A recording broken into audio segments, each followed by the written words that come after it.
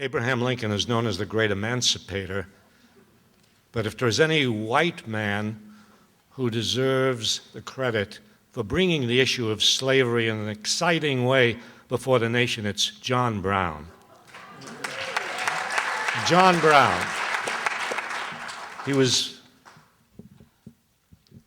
found guilty of trying to seize the arsenal at Harper's Ferry. He's brought to trial, found guilty of treason, and 1 month before his execution, he addressed a courtroom in Charlestown, West Virginia. I have, may it please the court, a few words to say. In the first place, I deny everything. But what I have all along admitted, the design on my part to free the slaves.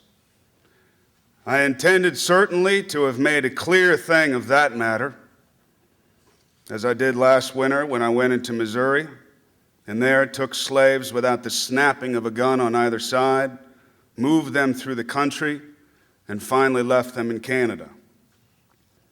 I designed to have done the same thing again on a much, much larger scale. That was all I intended. I never did intend murder or treason or the destruction of property or to excite or incite slaves into rebellion or to make insurrection. And I have another objection, and that is, it is unjust that I should suffer such a penalty. Had I interfered in the matter which I admit, and which I admit has been fairly proved, had I so interfered in behalf of the rich, the powerful, the intelligent, the so-called great, or in behalf of any of their friends, either father, mother, brother, sister, wife, or children, or any of that class, and suffered and sacrificed what I have in this interference, it would have been all right. And every man in this court would have deemed it an act worthy of reward rather than punishment.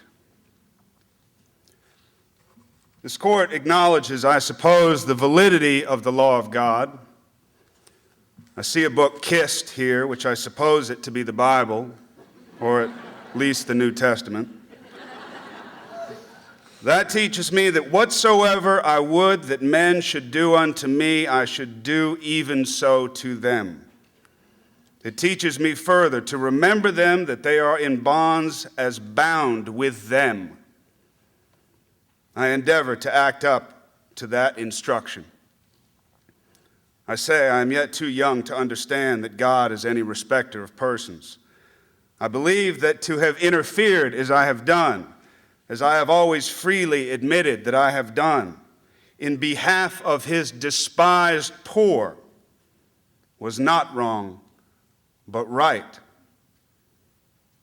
Now, if it is deemed necessary that I should forfeit my life for the furtherance of the ends of justice, and mingle my blood further with the blood of my children and with the blood of millions in this slave country whose rights are disregarded by wicked, cruel, and unjust enactments, I submit, so let it be done.